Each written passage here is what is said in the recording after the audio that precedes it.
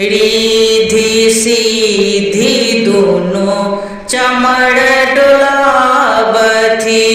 रिधि सिद्धि दोनों चमड़ डोलावथी।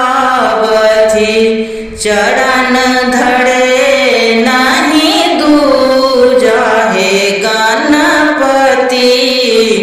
प्रथम करब हम पूजा हे गणपति।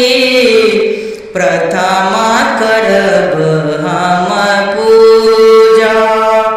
मोदक मिसरी रुचि रुचि भोजन। मोदक मिसरी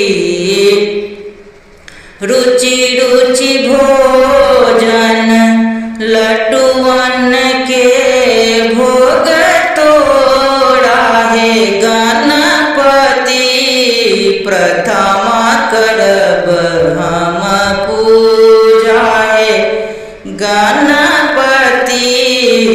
प्रथम करब हम पूजा। विद्या बुद्धि देल जगत के।